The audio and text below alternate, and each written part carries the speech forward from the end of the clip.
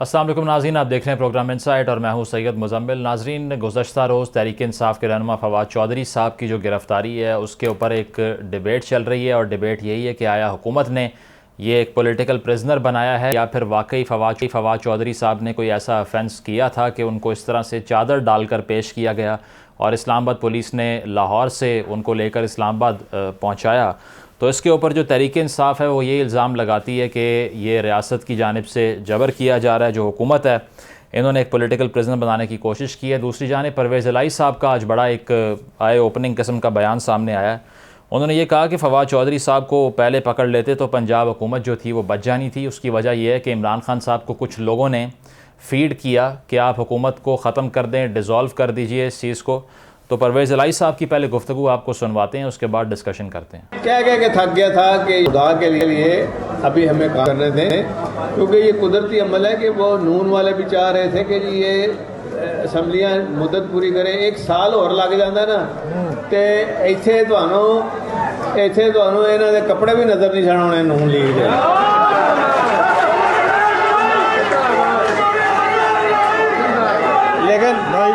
लेकिन बात सुने।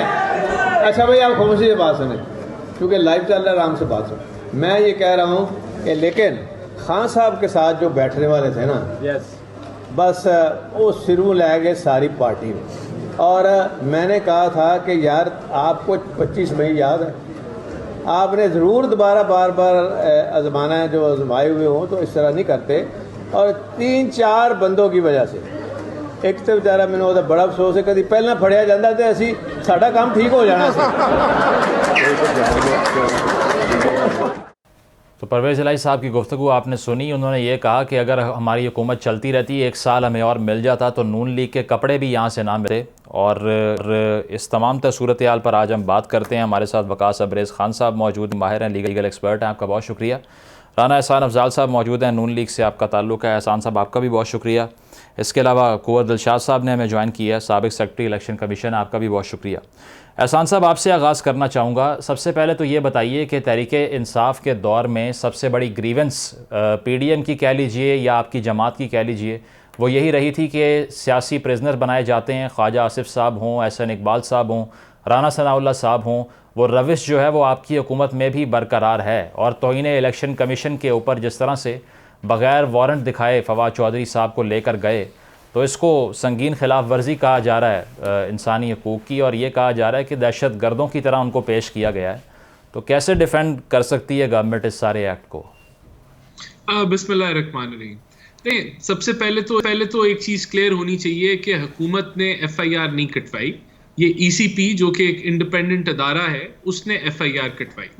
अब इसके अंदर अगर वो कहीं मिसट्रीट हुए हैं, यानी कि उनकी आंखों के ऊपर पर्दा डाला गया या कोई मैन हैंडलिंग हुई है, तो वो नहीं होनी चाहिए और उसको कोई भी जो है वो प्रमोट नहीं कर सकता या उसको डिफेंड नहीं कर सकता। अगर कोई मेल ट्रीटमेंट दौरान अरेस्ट हुई है या सियासी आदमी है, कोई दहशतगर्द तो नहीं है कि जिनको आप जिनकी आंखों की आंखों के आगे आप जो है वो पट्टी डालें या कुछ और करें, तो वो ऐसा नहीं होना चाहिए था। दूसरा देखें, लेकिन इशू क्या है? इशू ये है कि आप अगर किसी अदारे को धमकी लगाते हैं या जो अफसरान हैं उनके खानदान को धमकी लगाते हैं, तो वो भी ठीक नहीं है। ये चीज नॉर्मल नहीं है और इसको हम इग्नोर नहीं कर सकते। तो उन्होंने डेफिनेटली लाइन एक क्रॉस की और उसके ऊपर जो है वो कानूनी कार्रवाई होनी चाहिए, क्योंकि हमने ये नॉर्मल बना दिया है। पाकिस्तान में ये चीजें नॉर्मल हो गई हैं कि आप किसी की टीवी पे आके इज्जत उछालें, किसी पे कोई इल्जामात लगाएं या किसी को कोई धमकी दें, तो ये एक नॉर्मल सी बात है कि ये तो जी उस पर कोई कार्रवाई नहीं होती। तो ये नॉर्मल नहीं है दुनिया में। ठीक है, राना एहसान साहब से गुफ्तगू जो है वो उसको कंटिन्यू करते हैं। कुंवर दिलशाद साहब, आपको गुफ्तगू में शामिल करना चाहूँगा। इलेक्शन कमीशन के जो मामलात हैं, सबसे पहले तो डिबेट ये है कि आया इलेक्शन कमीशन एक कोर्ट है या नहीं है।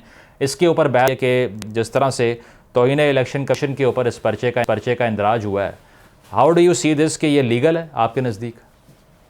देखो जी, इलेक्शन कमीशन पाकिस्तान के बारे में जब भी कोई फैसला करता है तो अपोजिशन के रहनुमा हैं, वो इलेक्शन कमीशन की अथॉरिटी को, इलेक्शन कमीशन पाकिस्तान के डोमेन पर बातें करते हैं। इलेक्शन कमीशन का जो डोमेन है ना, जब भी तो वो एक्शन लिया, जब भी तो कंटेम्प्ट ऑफ इलेक्शन कमीशन ने जारी किया हुआ है, वो क्रिमिनल कंटेम्प्ट जारी किया है वो सेक्शन 10 के तहत जो हमारा इलेक्शन एक्ट है 2017 का, और वो उसको इन पर्सनेंस होता है आर्टिकल 204 के तहत। तो अब ये तो मामला इलेक्शन कमीशन ने तय करने हैं, बल्कि फैसला हो गया है। तो सुप्रीम कोर्ट ऑफ पाकिस्तान ने भी कह दिया है कि इलेक्शन कमीशन ऑफ पाकिस्तान जो है अपने तोहनी इलेक्शन के तमाम जो केसेस हैं वो पर समाज जारी रखे, अपना फैसला सुनाए। वो तो फिर सुप्रीम कोर्ट ऑफ पाकिस्तान ने भी कह दिया है। इसी तरह इलेक्शन कमीशन पाकिस्तान ने जब किसी को नाहल करार देता है, ताहयात नाहल करार दे या वैसे नाहल करार दे, तो फिर कहते हैं ये इलेक्शन कमीशन कोर्ट नहीं है। तो भाई कोर्ट नहीं है तो एक किस्म का फैसला करने के इख्तियार तो आईन ने दिए हैं ना इलेक्शन कमीशन पाकिस्तान को, जो आर्टिकल 213 से लेकर 226 आगे 51 जाए, 237 जाए, तो सारा इलेक्शन कमीशन के 222 तो बीच में तो दरमियान में आ जाता है, लेकिन 237 बड़ा इंपॉर्टेंट है कि इलेक्शन कमीशन पाकिस्तान के इख्तियार को किसी अदालत में चैलेंज नहीं किया जा सकता, इलेक्शन कमीशन पाकिस्तान के इख्तियार को कम नहीं किया जा सकता, इलेक्शन कमीशन पाकिस्तान के इख्तियार में इजाफा तो किया जा सकता है।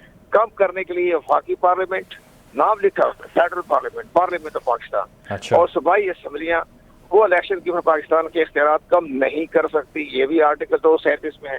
फिर साथ आर्टिकल 237 में ये भी लिखा हुआ है कि जो करप्ट प्रैक्टिस में सब जितने भी गलत बयानी करे या तज़ीक या तजरीर करे वो करप्ट प्रैक्टिस के ज़िम्मे में आते हैं। तो करप्ट प्रैक्टिस के तहत इलेक्शन कमीशन पाकिस्तान मुकम्मल तौर पर कार्रवाई करने का मिजाज है। तो ये सारे तो मामले इलेक्शन कमीशन के हवाले से आईने दिए हुए हैं। अब ये हमारे जो अपोजिशन रहनुमा या जिनके खिलाफ केसेस आते हैं वो कहते हैं इख्तियार नहीं है। अब फाज चौधरी साहब ने बहुत सीजनड सियासतदान है, पार्लियामेंटेरियन है, पार्लियामेंट रहे हैं, वाकई वो वजीर रहे हैं, मशीर रहे हैं, तो वो इनको ऐसी लैंग्वेज इस्तेमाल नहीं करनी चाहिए थी जिससे इलेक्शन कमीशन पाकिस्तान को तरजीह किया, फिर का धमकी दी कि इलेक्शन कमीशन के मेंबरान के खानदान बच्चे उनको पीछा नहीं छोड़ेंगे, और साथ ये भी कहा कि जनाब जो केयर टेकर में जाएगा सिस्टम में उनके बच्चों को भी नहीं छोड़ेंगे। तो ये तो बात बहुत आगे तक चली गई है, ये तो फिर रियासत से बगावत हो गई ना। अच्छा। आइन और कानून रियासत ही है ना सारे इलेक्शन कमीशन, तो उन्होंने अपने तहफ़्फ़ुज़ के लिए, अपने सेफ्टी के लिए कुंवर साहब, लेकिन एक आर्गूमेंट ये होता है कि फिर लेवल प्लेइंग फील्ड होना चाहिए, और पीटीआई के मेंबरान ये कहते हैं कि हमारे पास हज़ार मिसालें हैं कि इससे ज़्यादा संगीन क्रिटिसिज्म होता रहा है इससे पहले नून लीग की तरफ से, पीपल्स पार्टी की तरफ से, लेकिन उनके खिलाफ इस नौयत की कार्रवाइयाँ नहीं हुई। इसका जवाब क्या होगा? जवाब तो सेंट्रल गवर्नमेंट देंगे ना जी, जो नहीं हुआ तो ठीक है, उन्होंने नहीं दिया। जब इलेक्शन कमीशन पाकिस्तान ने अपना सब्र का तहम्मुल का मुजाहरा किया, अच्छा। सारा मामला किया। आप ये देखें कि आप मीडिया की समझ में नहीं आती, आप ये फाज चौधरी से क्यों नहीं पूछते कि आपको क्या तकलीफ हुई थी कि जो आपने कहा उनके बच्चे नहीं छोड़ूंगा मैं, तुम हो करोड़पति क्या पीती के शोर पे? फाज चौधरी की क्या हैसियत है कहें कि मैं बच्चों को छोड़ूंगा, अगले खानदान में सीधा कर देंगे तुम्हें। तुम्हारी ताकत क्या तुम्हारी, तो तुम्हारी जबान क्या तुम्हारी होगी, तुम्हारी वो जबान खींच लेंगे वो लोग जिनके तुम बच्चों पर हमला करोगे। यार ये बात तो जिंदगी का मामला है, उसके जुर्फ कैसे हो ये बात कहने की? ये आप मीडिया की बात करता है, मीडिया उसके चक्रों में लगा रहे हैं जी, बात ये आइन हो गया, कानून हो गया, इलेक्शन कमीशन हो गया, इख्तियार कोई इख्तियार नहीं है, और रियासत को ललकार दिया, आप कह रहे इख्तियार ही कोई नहीं है। उसकी जरूरत क्या थी फाज चौधरी की? क्या पीती का शोर पे है वो? सही, मतलब कंप्लीटली ये कंटेम्प्ट के अंडर फॉल करता है। छोड़ूंगा ठीक है, पॉइंट आ गया कुंवर साहब आपका। नाज़रीन, प्रोग्राम में गुफ्तगू जारी, एक ब्रेक शामिल करते हैं, ब्रेक के बाद वापस आएंगे। Stay with us. Welcome back नाज़रीन, डिस्कशन को कंटिन्यू करते हैं। वकास साहब, आपको शामिल करना चाहूँगा गुफ्तगू में, आपकी टेक क्या है इस सारे एपिसोड के ऊपर? कहा यही जा रहा है कि फवाद चौधरी साहब को जिस तरह से उन्होंने जो बयान दिए, जिस तरह कुंवर साहब भी फरमा रहे हैं, बिल्कुल वो ट्रेसपास ही था और उसमें डिसेंसी नहीं थी, लेकिन जो एक वर्ड यूज़ किया उन्होंने कि इलेक्शन कमीशन मुंशी बन चुका है, तो उस पर पीटीआई ये कहती है कि मुंशी का मतलब सिर्फ क्लर्क है। इसमें कौन सी तौहीन है? अच्छा मुज़म्मिल भाई, to be very honest with you and to be very candid on this point, कि हमारे पाकिस्तान के अंदर आप जितनी भी सियासी पार्टियां जब भी वो अपोजिशन में होती हैं तो उनकी आप ज़ुबान देखें और जिन आरा का इजहार किया जाता है इलेक्शन कमीशन ऑफ पाकिस्तान के बारे में, मेरे ख्याल में बहुत सारी ऐसी चीज़ें हैं जो कि कंटेम्प्ट की कंसीडर की जा सकती हैं। इलेक्शन कमीशन ऑफ पाकिस्तान बिल्कुल ऐसी चीज़ों में इंटरवीन, इंटरपोजर, इंटरफेयर कर सकता है, उनको बुला सकता है और कंटेम्प्ट प्रोसीडिंग इनिशिएट कर सकता है, लेकिन नहीं की जाती।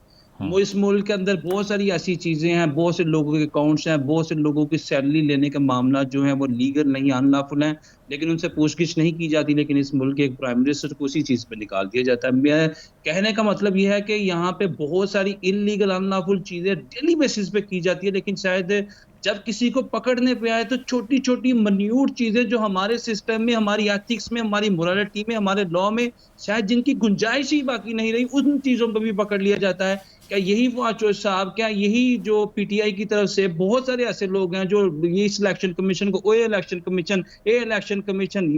कमीशन के बारे में इतनी मुतनाज़ा बातें करते थे, उनके बारे में तो कभी इस तरह नहीं किया गया। लेकिन आज मेरे ख्याल में जो इस वर्ड को लेकर इतनी ज्यादा हाइप क्रिएट की गई, to be very honest with you, to be very candid on this specific point, कि सेडेशन की अगर आप दफात लगा देंगे, सेक्शन 124A नाफिज कर देंगे या गद्दारी की तरफ चीजें लेके जाएंगे, तो मेरे ख्याल में जो हमारे कानून के अंदर सेडेशन की डेफिनेशन दी गई है वो इस कदर एम्बिगुअस है, जॉर्गन है, गैब्रिश है, वाइड है, कि जो उसके अंदर वर्ड्स का इजहार किया गया है कि आप प्रोविंशियल गवर्नमेंट, पाकिस्तान के अदारों, आप हमारी स्टेट के बारे में या हमारी फेडरल गवर्नमेंट के बारे में कोई तकरीर करते हैं, कोई तहरीर लिखते हैं, कोई जेस्चर देते हैं, तो वो सारी की सारी चीजें आपको गद्दारी का मुर्तकिब ठहराती है। तो मैं ये समझता हूँ कि इस तरह की चीजें या इस तरह के लॉ को वकास साहब, मतलब शॉर्टली आप ये कहना चाह रहे हैं कि सेडिशन जो है वो सब्सटेंशिएट नहीं हो सकती इस बयान से, क्योंकि एम्बिगुइटी है उसमें?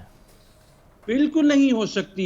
इस बयान से किसी सूरत सेडेशन, इस बयान से किसी सूरत बेजिंग वार, इस बयान से वकास साहब वो ये फरमा रहे हैं कि नहीं, वो ये कह रहे हैं इलेक्शन कमीशन के मेंबरान के जो बच्चे हैं उनको भी ये फेस करना पड़ेगा कल को। तो ये तो निहाल हाशमी साहब ने भी ये गलती की थी कि उन्होंने ये कहा था हम आपका यौम हिसाब बना देंगे, तो उनके खिलाफ भी कार्रवाई हुई, अब इनके खिलाफ हो गई है, तो इसमें क्या बईद है सर?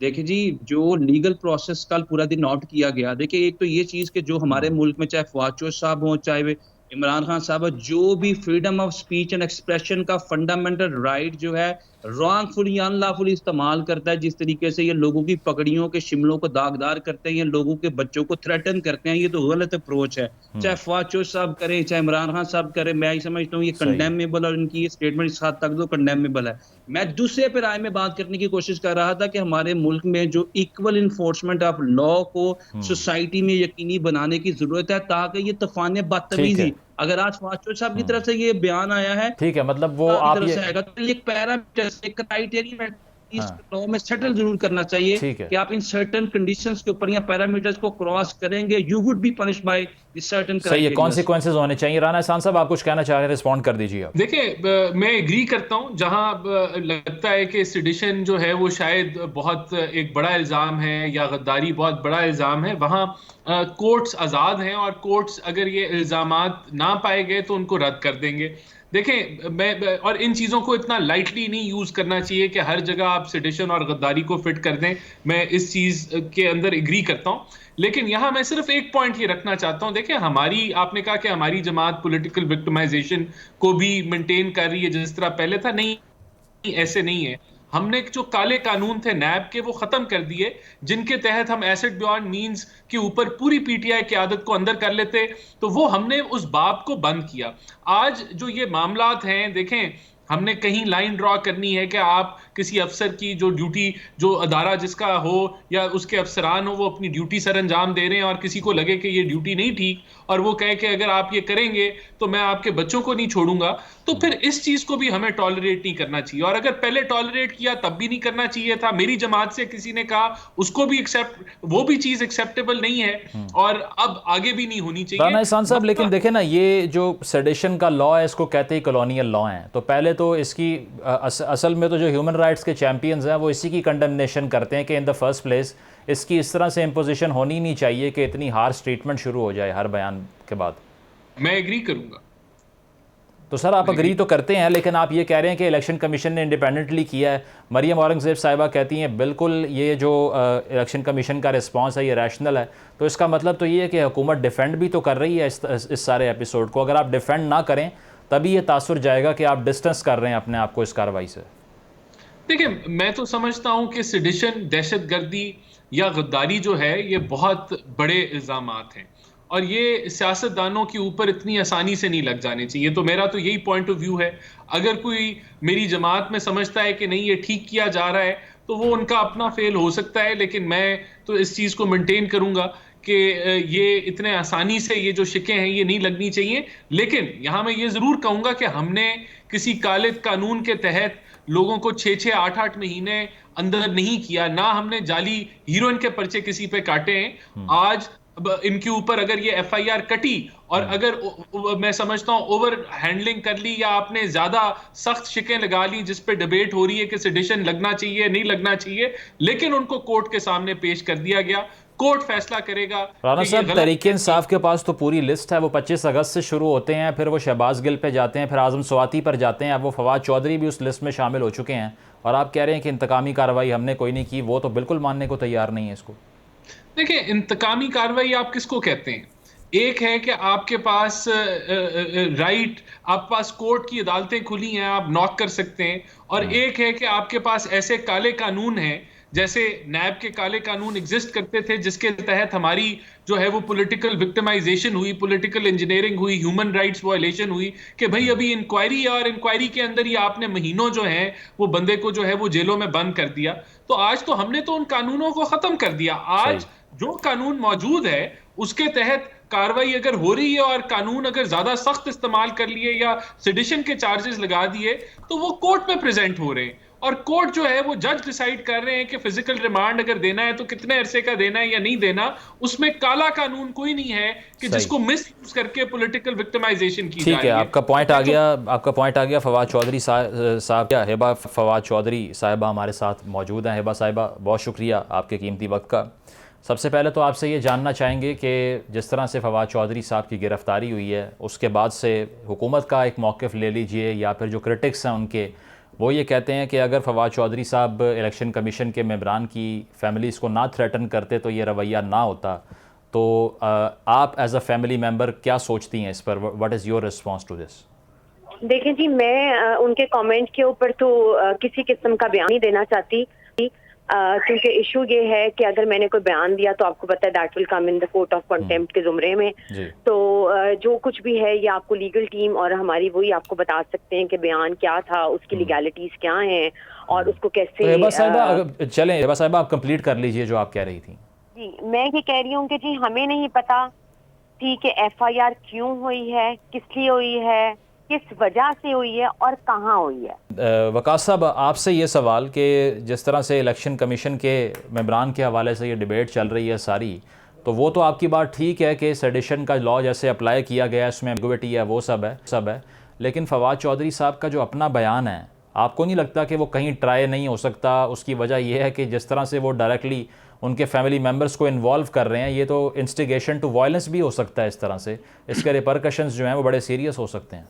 हमारे मुल्क के अंदर जो ये रीत है, ये रस्म प्रवेल कर रही है कि आप जजेस को धमकियां देना शुरू कर देते हैं, जो हमारे अदारे हैं उनको धमकियां देना शुरू कर देते हैं। जो राना साहब ने बात की वो बड़ी कलीदी बात थी कि आज से अगर हम ये पैरामीटर या क्राइटेरियम को डिसाइड कर लें कि ये हमारी हदूदों को ये, इससे बढ़ के जो हमारे आइन के अंदर आर्टिकल 19 के अंदर freedom of speech and expression पे जो लीगल इम्पेडिमेंट्स, लीगल कंस्ट्रेंट्स और जो रिस्ट्रिक्शंस इंपोज किए, अगर उसको ऑब्जर्व करना शुरू कर दें तो शायद हालात सेडिशन की तरफ आई ना। क्योंकि ये जो गद्दारी, वफादारी के ये तमगे हैं, टाइटल्स हैं, सर्टिफिकेट्स हैं, खुदारा इसको बांटना छोड़ें। ये जितने भी सियासतदान हैं, जिस भी ये लेवल पे मुल्क की हिदमत करते हैं, ये करने की कोशिश तो करते हैं।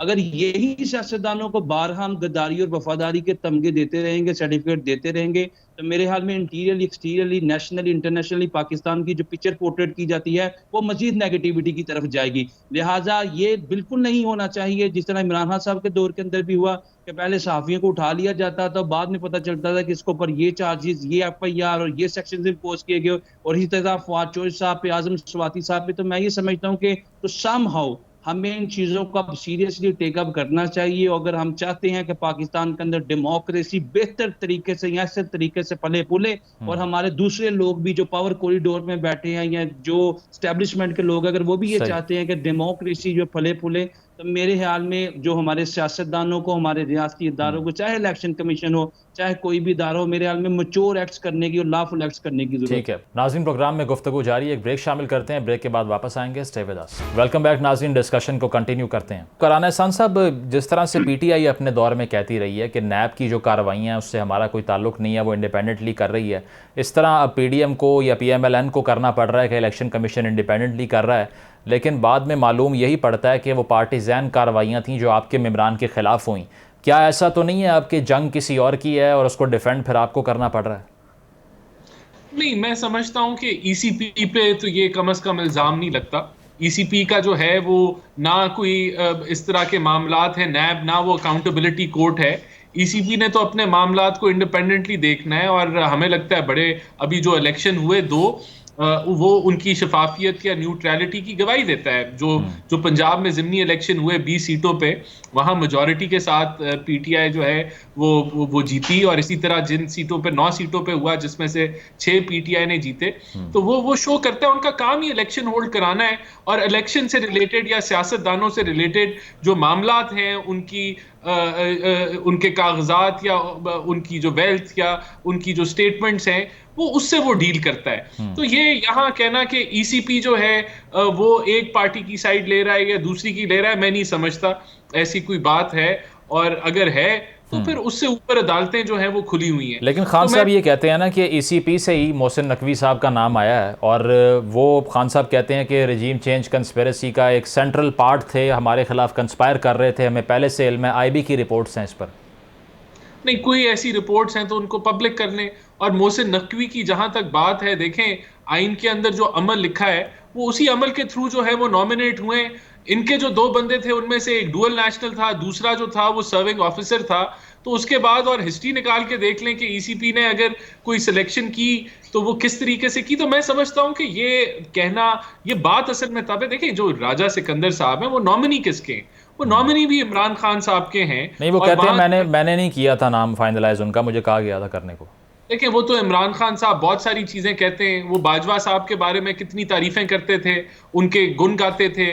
उन्होंने एक्सटेंशन दी, एक ही मौका मिला उनको आर्मी चीफ सिलेक्ट करने का, उनको एक्सटेंशन दे दी। आखिरी दिन तक उनको तौसीह देते रहे कि आप तौसीह कर लें, और फिर जिस दिन इक़्तिदार खत्म हो गया उस दिन उनके साथ जो है वो सारी उनके खिलाफ बातें करना शुरू होगी। तो इमरान खान की रिलायबिलिटी या क्रेडिबिलिटी पे तो मैं नहीं जाऊंगा कि वो क्या है। हकीकत ये है, उनके क्लिप उनको ला के दिखा दें, वो फिर उनको तारीफें नहीं करनी चाहिए ना।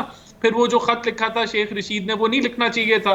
तो वो ओवरऑल जब वो लगाए गए तो उन्होंने कहा कि अब ये जो बंदा लगा है ये न्यूट्रलिटी और ये ठीक काम करेगा। लेकिन दस्का के अंदर जब उनकी चोरी पकड़ ली तो उनको बड़ी तकलीफ हुई। मसला ये है कि पीटीआई को किस तरह का बंदा चाहिए। पीटीआई को जिस तरह का नैब चेयरमैन था जिसकी वीडियो इनके हाथ में थी, उसको वो ब्लैकमेल करते थे और उससे फैसले लेते थे, और फिर उसी आदमी को ऑर्डिनेंस के जरिए उन्होंने उसकी नौकरी में जो है एक्सटेंशन की। तो इस तरह के लोग पीटीआई को जो है वो काबिल कबूल हैं। यहाँ जब उनके खिलाफ बात होती है, आप आज देख लें कि उनका क्या म्यार है। कोई जर्नलिस्ट उनसे, मैं दीगर टॉक शोज में होता हूं, 2 सवाल कोई इनसे मुश्किल पूछ लें तो वो इल्जाम देना शुरू हो जाते हैं कि जी ये देखो, ये आप किसकी पीएमएलएन की साइड ले रहे हो। तो इनको आदत नहीं है कि न्यूट्रलिटी के साथ इनको चैलेंज किया जाए या मेरिट के ऊपर बात की जाए। जो इनके एजेंडे, जो इनके प्रोपेगेंडा के खिलाफ चलेगा या उसको चैलेंज करेगा, इनके नजदीक जो है वो करप्ट भी है, वो 2 नंबर भी है, वो बिका हुआ भी है, वो सब कुछ है। अब देखें, ईसीपी की बात होती है,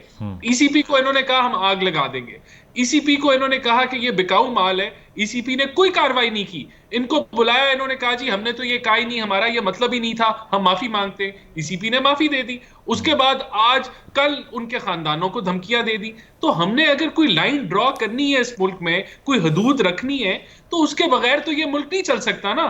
तो ये मैं समझता हूं कि ये हमारे पे भी लागू हो, जब हम ऑपोजिशन में हो या उससे पहले ये हमारे पे भी लागू होना चाहिए कि हम जो है वो एक नहीं सर, इसमें देखें ना, इसमें शायद 2 राय ना हो सके कि ऑफेंस हुआ है या हुआ ही नहीं है। ऑफेंस तो यकीनन जिस तरह से स्टेटमेंट उनकी आई है, फैमिली मेम्बर्स को वो टारगेट करने की बात थी उसके अंदर, लेकिन जो आगे से रिस्पॉन्स आया, डिबेट उस पर हो रही है कि आया वो लेजिटिमेट है या नहीं।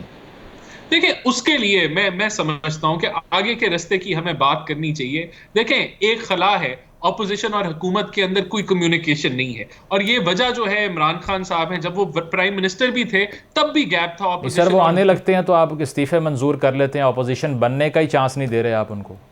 नहीं, देखें, जब आपने असेंबलियां डिसॉल्व कर ली, आपने पॉलिटिकल सिस्टम को जो है नुकसान पहुंचा दिया, आपने पूरी कोशिश की कि आप हुकूमत के घुटने टेक लें, तो आपको हम मजीद और गन डालने के लिए असेंबलियों में आ लेने दें? जब आपने अपने अजाइम, आपने कोई जगह ही नहीं छोड़ी कॉन्वर्सेशन की, आपने कोई जगह ही नहीं छोड़ी जो है वो बातचीत की, तो फिर हम आपकी किस तरीके से बात सुने? आपने कर लिया, आप अपना शौक पूरा कर रहे हैं, आप कर लें पूरा फिर शौक। तो देखें, मैं समझता हूं कि इस पॉइंट पे लाने की जो वजूहात हैं वो इमरान खान साहब हैं, और इमरान खान साहब ने इस मुल्क के अंदर जो एक ऑपोजिशन और गवर्नमेंट का जो एक वर्किंग रिलेशनशिप होता है उसको तबाह कर दिया है। और मैं फिर भी कहता हूं, मैं फिर भी समझता हूं कि हमें चाहिए है कि हम बातचीत किसी तरीके से आगे बढ़ाएं और मामलात को जो है वो क्लियर करें, लेकिन जब तक ये नहीं होगा, मैं समझता हूं कि इस तरह की चीजें होती रहेंगी। जो पोलराइजेशन तक मौजूद है उसके अंदर यही कुछ होगा। ठीक है, पॉइंट आ गया आपका। वकास साहब, आपसे ये सवाल है, जिस तरह से आपने भी कहा कि ये कंटेम्प्ट का जो लॉ है या दीगर कवानीन है, रिसेंटली अभी नैब अमेंडमेंट बिल भी आया जिससे नैब के इख्तियारात को महदूद किया गया। आपको लगता है कि लेजिस्लेशन की भी ज़रूरत है इस पॉइंट के ऊपर कि ऐसे ऑफेंसेस जो हैं वो इतने ईजीली इस्टेब्लिश ना किए जाएँ और जो लिमिट है थोड़ी सी वो लगाई जाए इख्तियारात के ऊपर? मेरे ख्याल में ये यार्डस्टिक डिटरमिन करने की जरूरत है। This is the right time to take this specific subject के जब तक आप पाकिस्तान के अंदर इस पे प्रॉपर लेजिस्लेशन या इसकी हदूदों की या क्राइटेरिया को डिटरमिन या डिसाइड नहीं करेंगे, मेरे ख्याल में हर हुकूमत जाएगी तो फिर ये कहेंगे कि हमारे इख्तियार में या हमारे पावर्स में या फंक्शन में ये चीज़ें नहीं थी। तो मेरे ख्याल में this is the right time to amend all these laws के जो मुल्क के अंदर गद्दारियां लगाते हैं, सेडेशंस लगाते हैं, लोगों को बदनाम किया जाता है। अगर हम इन तमाम चीज़ों से अभी निकल आए, जिस तरह इमरान खान साहब कहते थे कि नैब तो मेरे इख्तियार में ही नहीं थी, मैं तो उसकी फंक्शनिंग उसको ऑपरेट ही नहीं कर रहा था। वकास साहब, लेकिन देखें ना, ये अमेंडमेंट्स जब होती हैं तो वो सारी की सारी मुतनाज़े हो जाती हैं। नैब अमेंडमेंट की भी अगर हम बात कर लें तो उसमें पीटीआई कहती है हम शामिल नहीं थे। इससे पहले 62-63 पे क्रिटिसिज्म किया करते हैं लोग, लेकिन उसको भी रिवर्स करने के लिए कंसेंसस बनता नहीं है, और एक लेजिस्लेशन होती है, अगली पार्टी आके उसको रिवर्स कर देती है। तो हमारे यहाँ पर अमेंडमेंट करना भी बहुत आसान है ना। अमेरिकन कॉन्स्टिट्यूशन की अगर हम बात करें, वहाँ बहुत मुश्किल है। वहाँ 2 सेंचुरीज़ में उतनी अमेंडमेंट्स हुई हैं जितनी हमने 70 साल में कर ली हैं। देखिए जी, हमारे यहाँ बहुत मुश्किल है अमेंडमेंट का प्रोसेस। एक तो ये है जो कॉन्स्टिट्यूशनल अमेंडमेंट 2/3 मेजोरिटी से की जाती है, और दूसरी जो अमेंडमेंट की आप बात कर रहे हैं सादा जो अक्सरियत से की जाती है 51% से की जाती है, उसमें भी इत्तेहादियों पे खड़े हो गई और ब्लैकमेल हो गई अमेंडमेंट्स करनी पड़ती है अनफॉर्चुनेटली। जो आपने अमेरिकन कॉन्स्टिट्यूशन की बात की वो तो रिच्ड कॉन्स्टिट्यूशन है। जहाँ तक हमारे मुल्क की बात है, हम जो यूके के कॉन्स्टिट्यूशन को फॉलो करते हैं या उनकी सुपरमेसी की या उनकी पार्लियामेंट को सप्लीमेंट की बात करते हैं, वहाँ पे फ्लेक्सिबल और मिक्स्ड कॉन्स्टिट्यूशन हमें मिलता है। लेकिन एक बात, coming toward the main point, जो आपने नैब लॉज की बात की, क्योंकि मैं 2020 से 21 तक चेयरमैन भी रहा नैब law reforms committee Lahore high court bar की, जो थी 1 साल, मुझे इसको बड़ा क्लोजली देखने का मौका भी मिला। तो मैं ये समझता हूँ कि जो नैब कवानीन थे या सेडेशन के कवानीन है, जो ड्रैकोनियन टाइप ऑफ लॉज हैं, कि आप इनको उस वक्त यूज करते हैं जब आप अपने पॉलिटिकल अपोनेंट्स को पॉलिटिकल विक्टिमाइजेशन का निशाना बनाते हैं। This is something odd and this is something wrong. मैं ये समझता हूँ कि हमें इस तरह के कवानीन बनाने ही नहीं चाहिए। अगर हैं तो उनको अमेंड्स करने चाहिए कि जो आपके पॉलिटिकल हरीफ को डिस्पर्ज और डैमेज करने के लिए बनाए जाते हैं, लाइक द लॉ सेडेशन। इतनी वाइड आपने डेफिनेशन दे दी कि अगर एक शख्स जो प्रोविंशियल गवर्नमेंट पे या वफाकी हुकूमत पे बात भी करता है, नफरत फैलाता है, उसके अलावा कोई बयान देता है, तो आप उसे पकड़ लें। अब इतनी वाइड डेफिनेशन देंगे तो आप कल कला किसी भी एंकर को उठा ले, आप कल कला किसी भी तजियाकार जैसे पीका लॉ पे हुआ था, हमारे खिलाफ आ जाए। जी, मेरे ख्याल में हमें जो आपने बात की, the crux of your question, कि हमें वो यार्डस्टिक डिटरमिन करने की जरूरत है कि कौन कौन से पैरामीटर्स हैं, कौन कौन से क्राइटेरिया हैं जिनको हम पहले ऑब्जर्व करेंगे, फिर किसी के खिलाफ जो हम ये दफात का इतलाक करेंगे। और अगर अदरवाइज अगर हम देखें कि फवाद चौधरी के खिलाफ कौन सा कानून अप्लाई किया जा सकता है, तो जिसमें 419 में मौजूद है, उसमें डेफामेटरी लॉ 499 भी मौजूद है, उसमें अलहदा से एक हमारा डेफामेशन कोऑर्डिनेट्स है 2003 का, वो भी मौजूद है। सही। अगर थ्रेट करने के हवाले से कानून है तो 506(2) मौजूद है। लेकिन इन तमाम कवानीन को एक तरफ रखे, लेकिन गद्दारी का कानून अगर इस पे इम्पोज किया जाएगा, बिल्कुल। चाहे वो नून लीग पे किया जाए, पीपल्स पार्टी, सेडिशन जो है वो अनजस्ट है। ठीक है, पॉइंट आ गया आपका। राना एहसान साहब, आपसे आखिरी सवाल, थोड़ा ऑफ टॉपिक। फाइनेंशियल टाइम्स की रिपोर्ट आई है और वो ये कह रहे हैं कि Pakistan is on the brink of default. Government deny करती रही है, लेकिन अब आलमी इदारे भी सर ये बात कर रहे हैं। डॉलर आज एकदम से इतना महंगा हो गया है। देखिए मैं समझता हूं कि हमने जो इक़दामात लेने थे और जिनकी सब लोग बातें कर रहे थे कि देर हो गई, वो अब ले लिए गए हैं। आपने देखा कि मॉनेटरी पॉलिसी को भी रिवाइज किया गया है, एक्सचेंज रेट भी जो है वो मार्केट बेस्ड किया गया है, और इसके साथ साथ जो हमें गैस सेक्टर में या जो पेट्रोलियम साइड पे, इलेक्ट्रिसिटी साइड पे जो फैसले करने हैं वो भी आने वाले दिनों में अनाउंस कर दिए जाएंगे। तो ये जो डॉलर लिक्विडिटी क्रंच है, जैसे ही ये चीज़ें अनाउंस होती हैं और हो रही हैं, तो मैं समझता हूं कि IMF के साथ साथ हमारे जो फ्रेंडलीज हैं वो भी हमें इन्फ्लोज देंगे और आने वाले चंद हफ्तों के अंदर हमारे रिजर्व्स जो हैं वो बिल्डअप हो जाएंगे। फिलहाल सर अलार्मिंग नहीं है कि डॉलर इतनी बड़ी लीप के साथ बढ़ जाता है और 5 बिलियन रह गया सिर्फ रिजर्व्स में, जो कि 1 महीने की इंपोर्ट्स के लिए? बिल्कुल, ये अलार्मिंग सिचुएशन है, इसमें कोई शक नहीं है। ये लिक्विडिटी जो शॉर्टफॉल है ये एक सीरियस लेवल्स पे आ चुका है, और ये जो हमने इक़दामात अब लिए हैं ये नागुज़ीर थे, और अगर पहले ले लिए जाते तो बेहतर था, लेकिन क्योंकि अब ले लिए गए हैं तो इनकी वजह से आगे हमारे रिजर्व्स बिल्ड होंगे। और मैं समझता हूं कि डिफॉल्ट का कोई इम्कान नहीं है। अगर हम उसी रास्ते पे चलते रहते कि हम ये ना स्टेप्स लेते तो बिल्कुल मैं एग्री करता हूं, हम उस तरफ जा रहे थे, लेकिन अल्हम्दुलिल्लाह ये इक़दामात लेने से ये चीज़ें अवॉइड हो जाएंगी, और आपका ये जो शॉर्टेज है या शॉर्टफॉल है या लिक्विडिटी क्रंच है जो डॉलर्स का, ये आने वाले दिनों में अगर हफ्तों में नहीं, ये जो है क्लियर हो जाएगा। चलें, उम्मीद करते हैं कि आवाम के लिए जो है वो रिलीफ जल्द अज जल्द प्रोवाइड कर सके गवर्नमेंट। वकास अब्दुल बरेज़ खान साहब, राना एहसान साहब मौजूद थे। प्रोग्राम आपने मुलाहिज़ा किया, अपना फीडबैक ज़रूर दीजिएगा। अल्लाह।